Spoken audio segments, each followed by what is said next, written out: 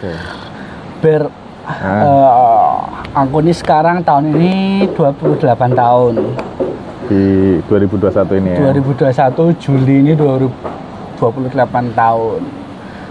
Dan aku kayaknya masih ya mungkin nikah entahlah mungkin tahun depan apa gimana juga belum tahu.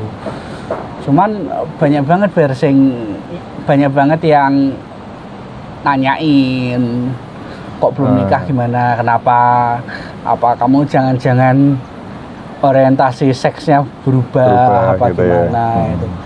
Ngadepinnya gimana Ber, enaknya Ber?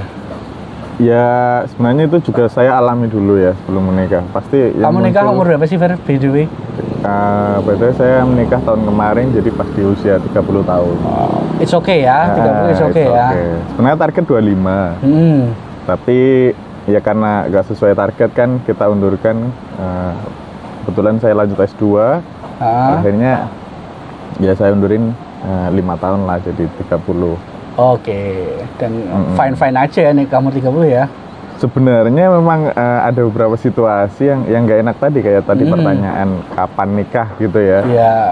Saya dulu kalau di Jogja, kalau temen nongkrong itu jarang lah, biasanya pas lebaran ini nih paling jengkelin itu. Keluarga, ya.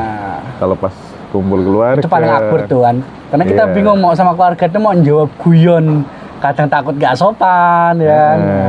Dibilang udah ada nanti tambah dedesin gini gitu kan. Jadi gimana Per tadi menyiasatinya, atau kita bukan menyiasati, menghadapinya gimana, kita harus bertingkah gimana? Ya biasanya sih kalau mungkin buat banyak teman juga mungkin yang merasakan ini kan, ada yang teman saya itu sampai nggak mudik gitu loh. Memilih nggak mudik karena misalnya pas kumpul-kumpul keluarga momen itu katanya menjengkelkan gitu loh. Tapi kalau saya sih gini aja, biasa misalnya kita lagi ada kesibukan apa gitu, misalnya lagi lanjut kuliah dulu, fokus itu gitu kan. Padahal ya yang sebenarnya ya kuliah juga nggak fokus-fokus banget kan, pasti ada jeda liburan, ada apanya gitu. Cuma lebih aman di kegiatannya, karena lagi kerja ya fokus kerja, lagi kuliah fokus kuliah gitu biasanya. Tapi kadang tuh gini Ber, ya mungkin kayak temanmu itu, kadang itu kita gara-gara ditanya kapan kamu itu bikin apa ya, bikin tertekan banget. Itu gimana sih Ber caranya supaya kita ya udahlah enjoy aja lah, emang belum nikah gitu kan. Gimana? Tapi memang kadang ini nggak bisa disamain sih sebenarnya. Jadi kadang ada memang beberapa orang yang baperan. Bisa jadi orang itu nggak baperan ya dengan kondisi tertentu, tapi ada memang misalnya saudara yang memang keras banget gitu loh. Maksudnya dia belak-belakan banget tanyanya gitu loh. Lagi momen rame, lagi apa, lagi ini tiba-tiba dia mecah ininya dengan gitu loh. Maksud aku dari pihak kitanya sebagai korban, sayanya sebagai korban. Kan kita kan nggak bisa ngatur orang-orang mereka. Kita kan cuma bisa mengatur diri saya pribadi. Nah itu kira-kira gimana supaya saya dan orang-orang yang seperti saya tuh nggak stres, kita nggak. Ya jawabannya ya jawaban santai lah. Jawaban santai sih. Biasanya jawaban santai biasanya ya kayak di iklan gitu lah. May bias, may no gitu. Berarti nggak usah terlalu dipikirin banget itu. Kalau biasanya sih yang paling cepat gitu ya biasanya besok minggu libur gitu kan. Sebenarnya tapi jeda bicaranya misalnya ya kapan nikah? Ya besok minggu libur. Sebenarnya kan kita hanya menyerahkan besok minggu libur gitu. Ini Ber, mungkin itu untuk orang-orang yang easy going, asik itu mungkin dia bisa jawab dengan bercanda gitu.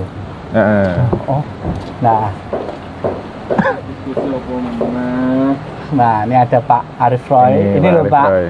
Saya itu konsultasi sama Mas Zuber. Ini lagi konsultasi karena beberapa pertanyaan yang meresahkan di buku petunjuk ini. Meresahkan kaum apa ini? Kaum jomblo. Meresahkan kaum jomblo. Kita datangkan langsung Ustadz Arif Guntur Bumi. Jadi ini perhatian untuk para jombloan ini dan jomblo wati.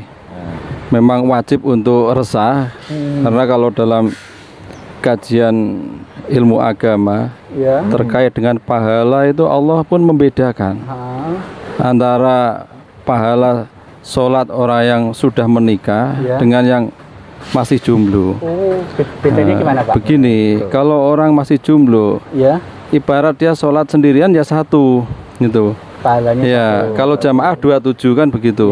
Tapi kalau orang yang menikah, sholat sendiriannya itu 70 kali lipat dibanding dengan orang yang sholat ini sendirian itu. Dengerin gitu. Iya, kalau seandainya dia jamaah, kalau jomblo dapat 27 kali. Kalau orang yang menikah itu 27 dikali 7. Jadi enak ya Pak ya nikah itu ya Pak ya? Oh iya. Itu.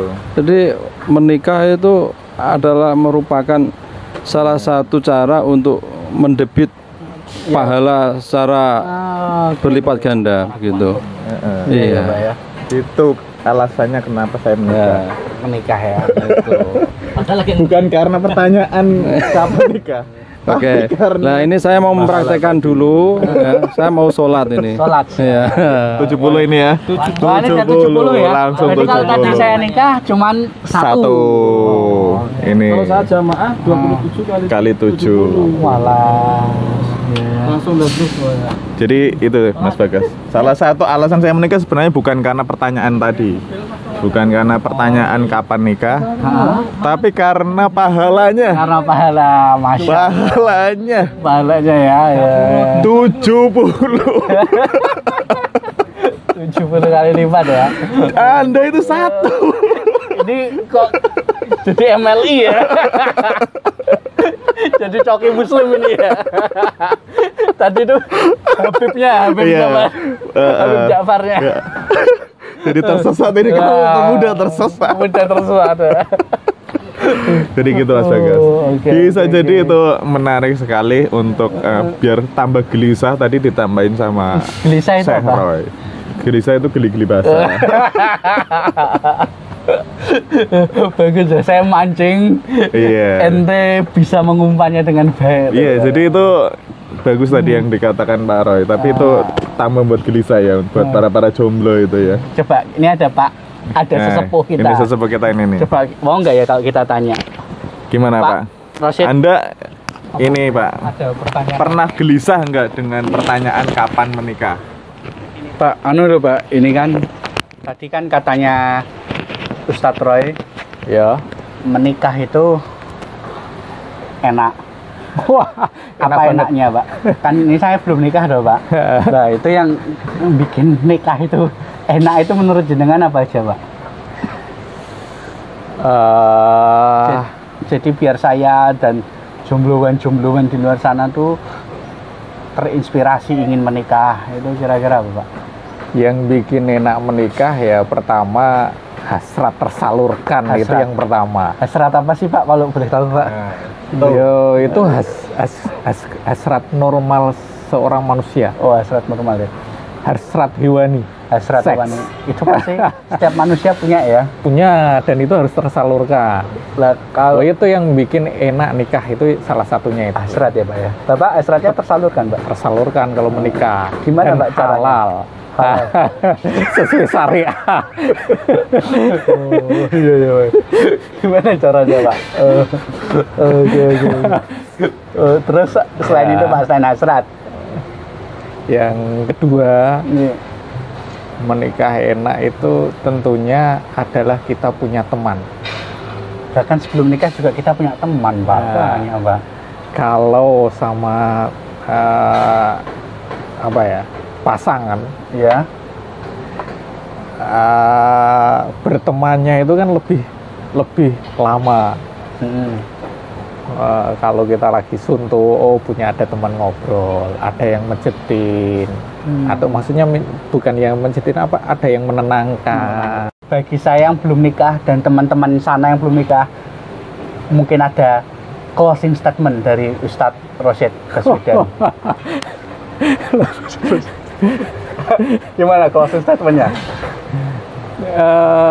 Segeralah menikah, karena nikah itu enak dan asyik. Enak dan asik. Ya. Oke. Kalau dari Mas Zuber, yang sewu Pak, yang sewu. Closing statement Pak, untuk bagi saya dan para jombloan di luar sana yang belum menikah. Jadi buat kalian yang belum menikah, kalian yang belum menikah, saya belum menikah, nikahlah karena tadi udah dikasih tahu. Iya. Kalian sholat itu cuma satu pahalanya. Ya, kalau saya sudah menikah 70. Berapa? 70. Oke. Terima kasih Muslim Universe. Super Muslim di sini ada. Dan saya jadi coki dong. Jangan tersesat. Saya udah tersesat ya tadi ya. Persis sama-sama belum nikah. Ya udah karena Oke, mari sudah dipanggil nikah ya.